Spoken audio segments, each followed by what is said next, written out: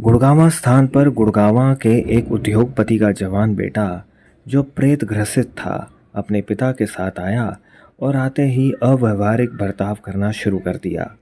वह ऐसे बर्ताव कर रहा था जैसे वहाँ स्वयं मौजूद ना हो बल्कि उसके अंदर से कोई दूसरा व्यक्ति बात कर रहा हो। वो अपनी गर्दन को झटके दे रहा था, अपनी बाजुओं को अकड़ा रहा था और अपनी उंगलियों को बार बार ऐसे मरोड़ रहा था जैसे वह कोई दिमागी मरीज हो। गुरुजी ने उसके सिर को पकड़ा और उसके माथे पर स्ट्रोक्स लगाने ही वाले थे कि उसके अंदर बसी दूसरी आत्मा ने गुरुजी से इंसाफ की दुहाई देते हुए कहा, गुरुजी आप तो गुरु हैं, मुझे मारने से पहले मेरा कसूर तो बता दीजिए। इसने मेरे साथ क्या किया है वो भी देख लीजिए और फिर इंसाफ कीजिए। उसके बाद जो भी मेरे लिए हुक्म होगा मैं वैसा ही करूँगा। उस परिवार के जाने के बाद मैंने गुरुजी से पूछा, गुरुजी उस लड़के के माध्यम से वो आत्मा क्या कहना चाह रही थी? वो उस लड़के के प्रति किस न्याय अन्याय की बात कर रही थी? कोई विशेष कारण ही रहा होगा जिसके लिए आपने उसे ठीक नहीं किया। ऐसी वजह क्या थी? वैसे उसे ठीक करना तो आपके लिए मिनटों सेकंडों का काम था। कृपया इस पर प्रकाश डालिए। गुरुजी बोले, बेटा जो आत्मा उसके माध्यम से बोल रही थी वो उसी की ही फैक्ट्री में काम करने वाले कर्मचारी की थी जो पिछले हफ्ते ही एक एक्सीडेंट में मर गया था। मौत के बाद उस कर्मचारी की पत्नी फैक्ट्री गई थी और उसने मालिक से कुछ आर्थिक सहायता मांगी थी। इस लड़के ने कहा कि उसके पति का तो इंश्योरेंस है, इसलिए उसके प्रति इस फैक्ट्री की कोई जिम्मेदारी नहीं बनती है। हर जाने के लिए वो इंश्योरेंस कंपनी जाए, ना कि उनके पास आए।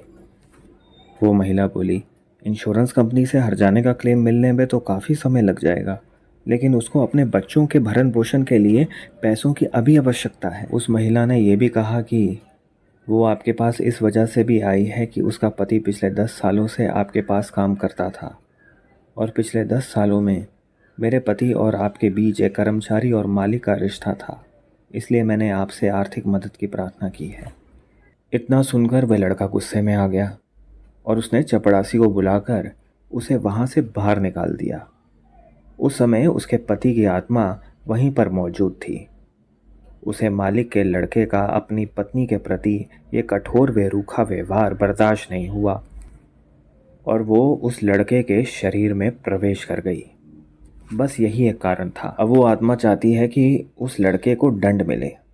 वो आत्मा उसके शरीर से बाहर निकलने से पहले मुझसे न्याय चाहती है, इसलिए उसने मुझसे इंसाफ की गुहार लगाई थी। वो आत्मा मेरे आदेश पर उस लड़के को कुछ दिनों के बाद छोड़ तो देगी, लेकिन इससे पहले मुझे उस आत्मा के लिए भी कुछ करना होगा। क्योंकि मैं गुरु हूँ, इस नाते मुझे उसके साथ भी न्याय करना है। इसलिए इस लड़के को अभी कुछ दिनों तक इसी परिस्थिति से गुजरना होगा। लगभग 1 हफ्ते के बाद वे लड़का पहले जैसे सामान्य हो गया। इस घटना का मैं स्वयं साक्षी हूँ। इसके बारे में यदि किसी जिज्ञासु को कोई अन्य जानकारी आध्यात्मिक ज्ञान के बारे में और या फिर गुरुजी से संबंधित और अधिक जानना चाहे तो मैं हाजिर हूँ।